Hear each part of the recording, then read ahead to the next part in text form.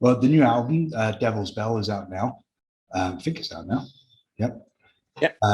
Yep. And obviously, this coincides with the 20th year of Audrey Horne. Was it important for you to have a album out to mark this occasion? Yeah, no, I don't know about that, but it's the album it was time to put out a new album. You know, we've been writing stuff, and so we released the album, and then you know we started doing a bunch of interviews, and people kept asking, "What are you doing to sort of mark the 20th anniversary?" And we were like, "Yeah, I don't know." so we sort of it wasn't planned as having anything to do with that, but so then we had to go around like, oh, maybe we should try to like do another release, something, not an album, but do something later this year to sort of mark that, because apparently we should do that. but no, the album came out, but of course it's good to have an album out in the year that you celebrate your 20th anniversary, because to be honest, I think it's quite an achievement. Most, you know, a lot of bands have been around for like 40 plus years, you know, but most bands don't last for 20 years. You know, most bands break up or change their lineup in a way that it's not in many ways not the same band anymore, but most bands break up before 20 years. So I think it's cool that we've been around for 20 years and that we still enjoy doing what we do, and that we still feel sort of a hunger creatively. Yeah. And basically wants to we still want to make good albums, and we still want to tour, because we don't do this, we don't have to do this, this is not what we the only thing we make a living out of. You know, we do other stuff as well, so we're not like a band who sort of has to make an album to go on tour, to be able to pay a mortgage and yeah, our living costs in general. So in that sense, it's cool to say that, you know, when we want to make an album, it's because we feel that we have something to offer. We feel that we have made something that should be released, you know. So in that sense, being around for 20 years and still having the luxury of being a creative band is an achievement, I think. Yeah, I mean, personally, I think a new album is the best way to mark a big occasion, because again, it shows that you're still going, you're still strong, you're still creative, everything like that. If you put out, say, like, oh, here's the first album played live, then it's like, well, I've already got the first album. Whereas, you know, you want to celebrate things with something new. You know, you wouldn't want to give someone the same birthday present they got 10 years ago because it's the 10-year anniversary. No, I totally agree. And we've always like, we've always been sort of like, you know, the best of albums and stuff like that. With this, you know, there's really no point.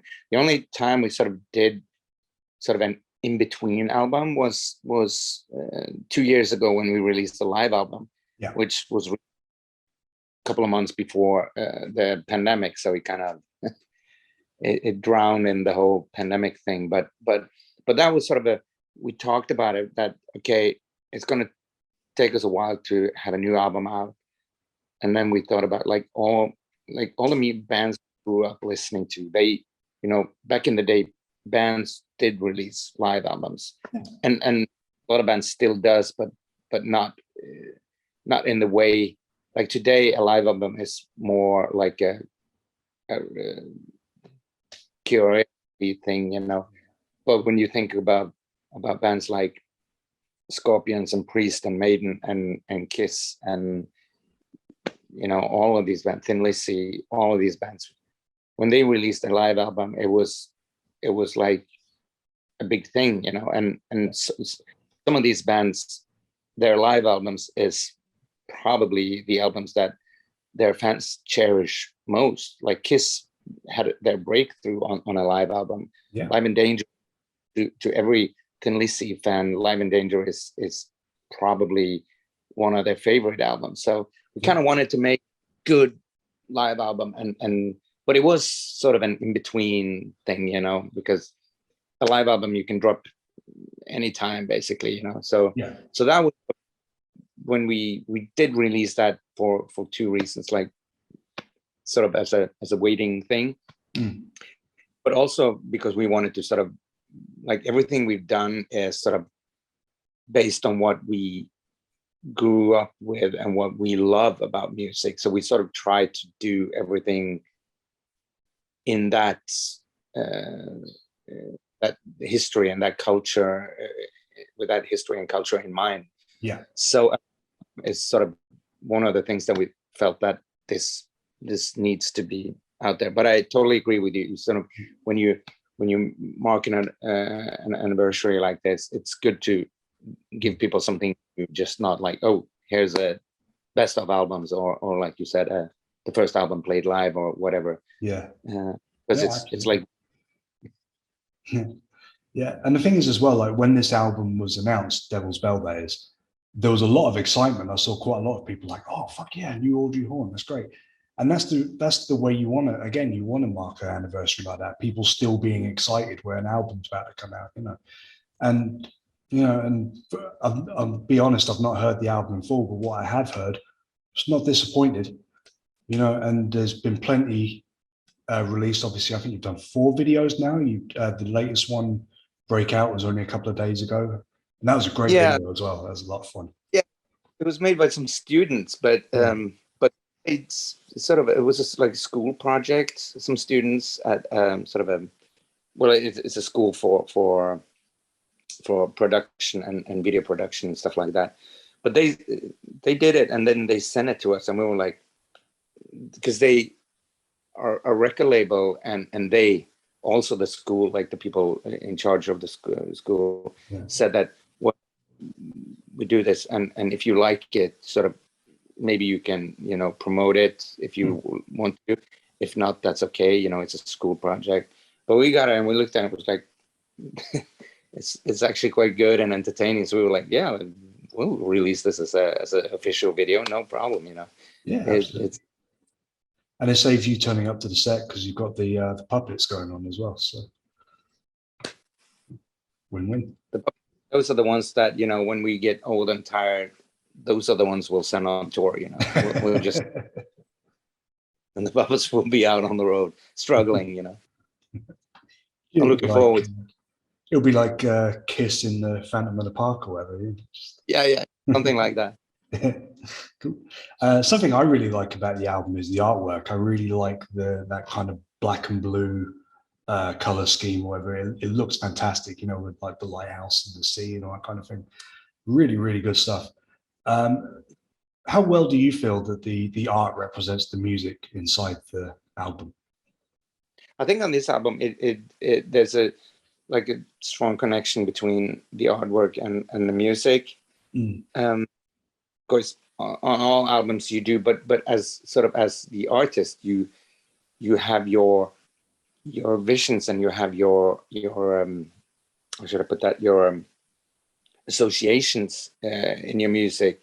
Yeah. So in, let's say, our previous album, Blackout, the artwork there, which I felt was a very fitting, and I had sort of a specific idea about the whole thing. But of course, to an outsider, it could be like, well, what does this have to do with the music? But yeah, I think, you know, normally people, you get an album and you get an artwork, and you immediately start associating the artwork with the music because, well, basically you listen to the music and you look at the artwork, so you start to make a connection there. But I think on this one, it was more because the whole story is that we actually made a different artwork for the album. Okay. That was done by another guy, and he made a great artwork. It looked really, really good.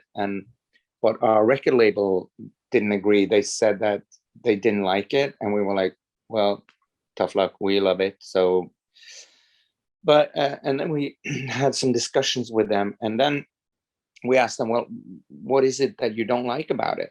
And we had some answers that we thought were a bit vague. But then one guy said, well, I don't think it tells a story, which I thought, well, okay, that's a reasonable argument. You know, it doesn't tell a story. Yeah. So basically we asked, and then they asked me if I could do the artwork, because the other one was made by another guy. And they asked me if I wanted to do the artwork. And I said, sure, I can give it a shot.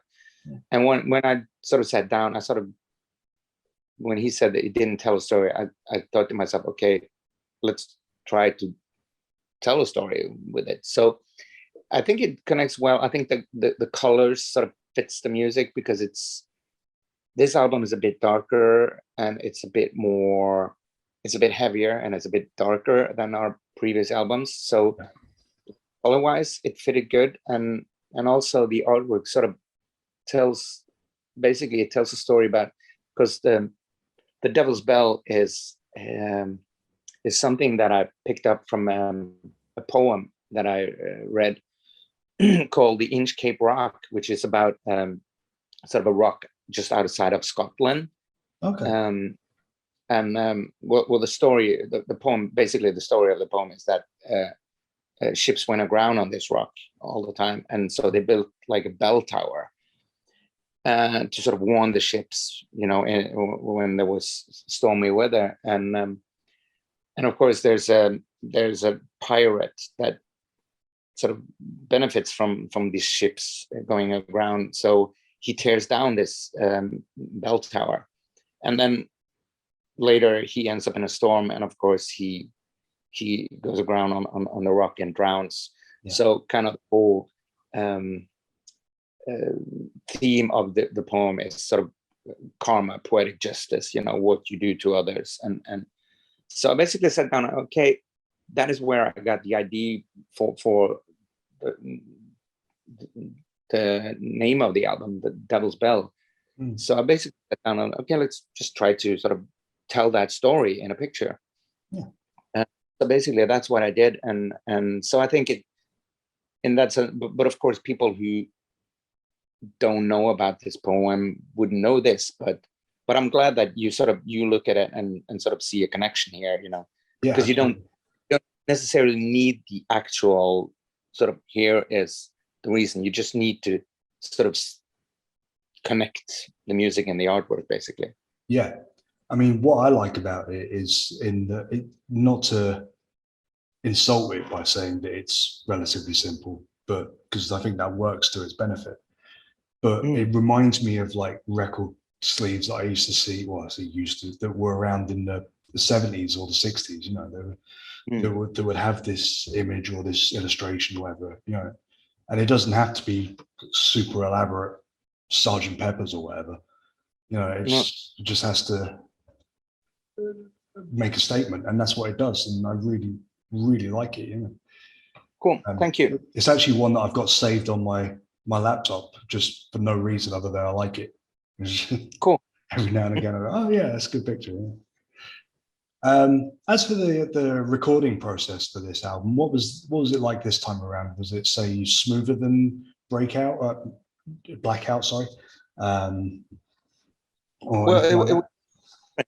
Because like what we've done for the last at least 10 years is that when we write music, we get together in our rehearsing studio, and that's where we write all the music. We write it together. Of course, someone has an idea, a riff, or just a part of a song or whatever. They bring it into the rehearsing studio, and we just sort of work on it there, jam, and just shoot out ideas and try different stuff, and basically just write things together. And then for the last album, what we've done is that we just put mics in the room, you know, on drums and amplifiers and stuff, and we just like make a rough sketch by playing it live. Yeah. And then when we sort of have the whole song with lyrics and everything, then we just rehearse on it and write and play it a lot.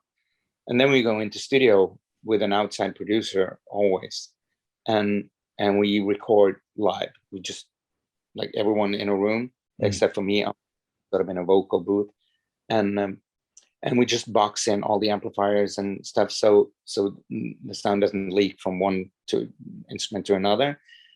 And then we will record live, in the sense that sort of the ground, the fundament is live, and then of course, if you have a great take where we feel that, well, the energy is really good here, but someone fucked up on one part, then we can just go in and fix that, because everything is, like I said, it's boxed in. And yeah. and then we just do overdubs and put on whatever we feel like should be on there. We sort of always, we're not trying to make it sound live. We just want the live sort of energy, and also the fact, and it's also the fact that we are more comfortable with playing together than, you know, separately. Yeah. But because of the pandemic, this time around, we couldn't get together to write the music during that time, because there were pretty strict restrictions around that time. So we ended up sort of writing, you know, in our respectable homes, and just like email each other ideas and stuff. And so we sort of wrote most of the music that way. And then during that, we talked about how are we going to record this? And we knew that it might be that we can all get together. We don't know, but if the restriction keeps being this heavy, then we can't. Then we have to do it in a different way. So we found out that, okay, let's plan for the worst, you know? Yeah. So when we started recording, we basically did it instrument by instrument, just track the drums, then track the bass, then one guitar, then another guitar, and we didn't bring an outside producer. We did one of the guitar players, Oliver, produced the album. It was mixed by our previous keyboard player, because we used to have a keyboard player in the band. Yeah. And so he mixed it. So everything was sort of done in-house. I made the artwork. So we did everything ourselves this time, which was not the way we wanted to do it, but the way we sort of had to do it. Yeah. But the cool thing is that we've been doing it the same way for a bunch of albums now. So I think looking back at it, it was good for us to sort of being forced to change our ways and to change our methods, because it gives you a different perspective, and it gives you a sort of, even though it's not your preferred way of doing it, it gives you a lot of new ideas, and we were able to sort of work a lot more on the material, because we didn't have to get together. You know, people were sitting at home, and just so you could sit up all night just working on stuff. So I think we sort of dug a bit deeper into the material, and production wise, I think the album sounds really good. I think Ove did a great job producing it, and the guy Alban who mixed it did a great job. It sounds kind of modern in a way, but not sort of polished. It still has some rawness to it, I think. So I'm looking back at it, I'm pleased that we did it the way we did. The first half of the process was quite challenging, because it was something we sort of we weren't maybe as motivated as we normally are when we start working on it, but it sort of grew on us. So kind of like halfway through the process, I just, shit, this is going to be really good. You know, this is not a bad idea at all. So so I think I'm glad we did it. I'm not sure our next album, if and when we do a next album, I'm not sure we're going to do it that way, but we'll see. Maybe we, we'll be like, it worked out well, why don't we do that again? Or maybe we'll go back, let's go back to what we, enjoy more, because the sort of the downside of doing it that way is sort of you lose a bit of that band feeling in a way, because you're alone most of the time doing it, Yeah. So I was, I like I said, the first half I was just fuck what band, we're just like musicians emailing each other stuff, and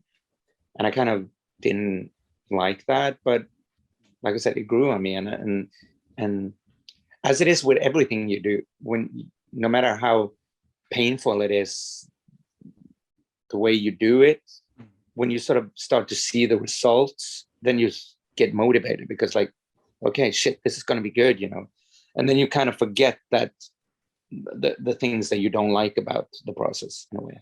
Yeah, absolutely. I mean, I guess it's a bit like I don't know, doing some renovating at home. Like you start painting the wall, and you go, "Fuck, this is going to take forever."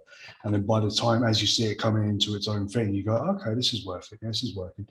And the thing is, as well, like what I like about this being a totally different approach is that it makes the Devil's Bell stand out as its own turning point for the band. And even if you never do it this way again, you go, well, the Devil's Bell is special because this time we did it on our own, Yeah. So it gives its own identity in a way. Yeah. Absolutely. And I totally agree with that. And it's, I think, the way, like I said, we don't do this full time. We've been doing this for 20 years, and we've been doing it all year, every year, but not like we wake up every day and go to a rehearsal studio or something. We do other stuff, and then so we're not in that sense like a full-time band that makes a living just on this thing. And I think you don't get rich from doing this. We don't make shitloads of money and buy big houses with swimming pools, So what you're left with is a legacy, basically. Yeah. And what we want to do is to sort of be able to, at one point, we're going to stop doing this, and to be able to look back and say that I'm extremely proud of every album we did and almost every show we did, and stuff like that. The albums that you never really had to compromise, because it wasn't like a record label that said that, well, your last album sold shitloads, you need to repeat what you did there.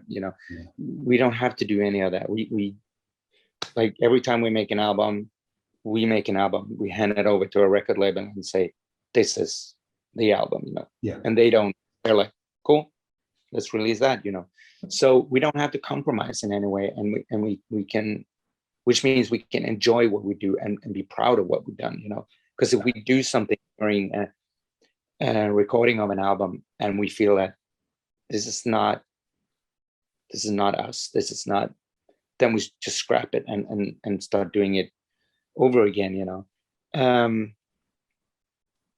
so that gives you the freedom to enjoy what you do, and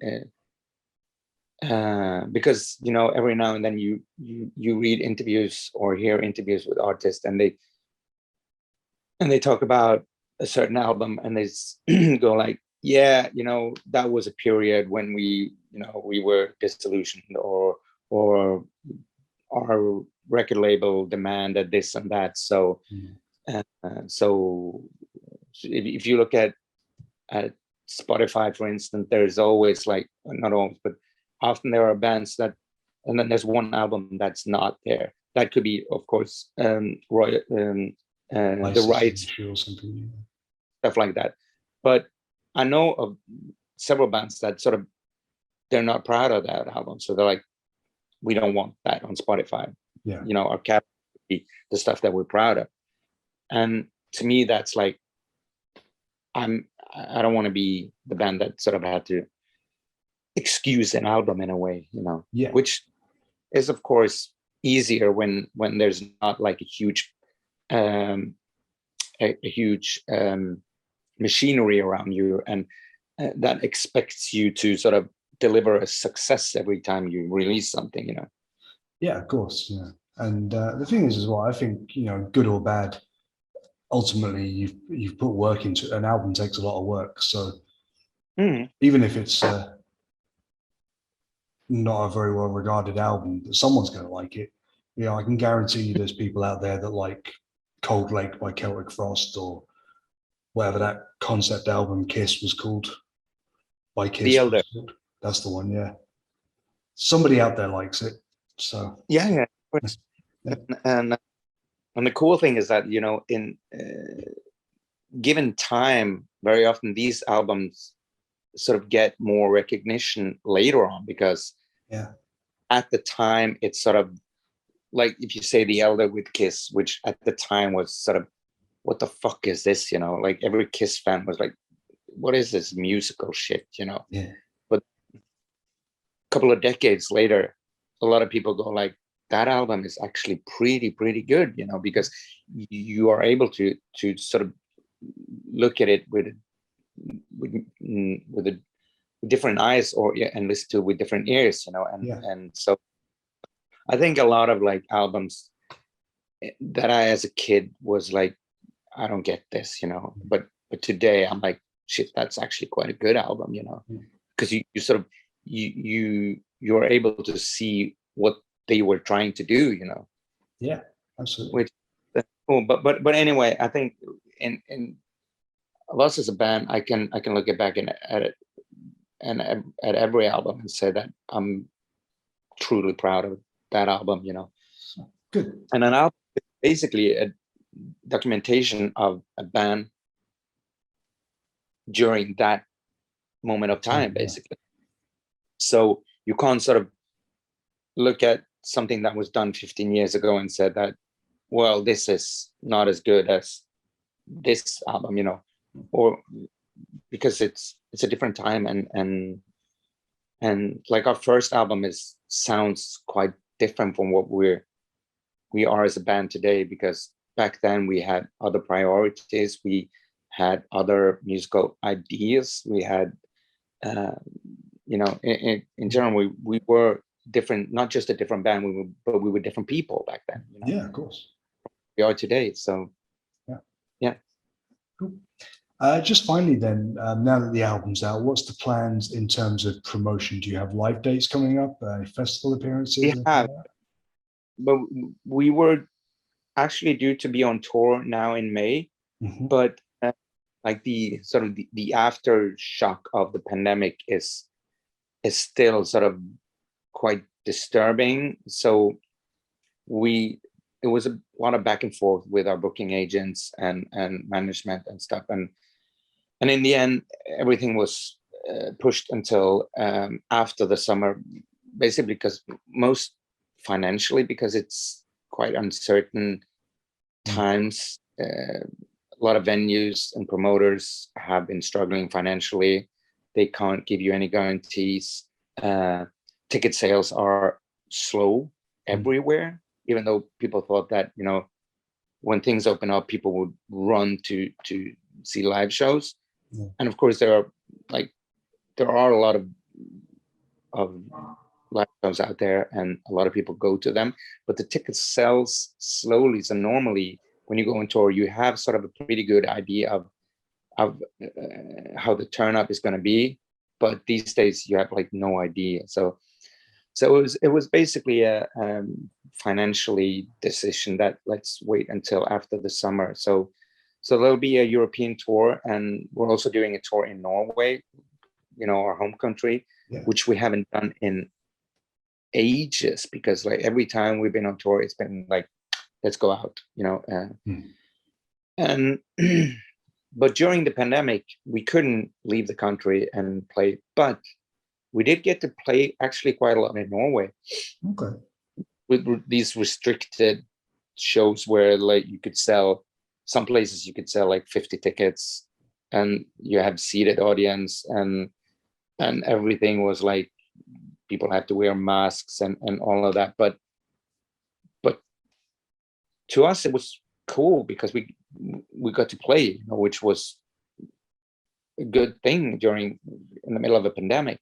Yeah. But also we started going to cities in Norway that we haven't been before, and we haven't played a lot in Norway. So we were like, shit, we need to tour in this country. Why aren't we doing that? So there's a tour in Norway coming up as well, but the dates are not out yet on either one of those, not the European tour or the Norwegian tour, but they will probably be released pretty soon, I guess. Good. Well, thank you very much for taking the time to speak to me this evening. I really do appreciate it. And it was nice talking to you. Thank you very much. And congratulations on the Devil's Bell. Thank you, sir. Thank you, sir. Thank you. Okay. Good night.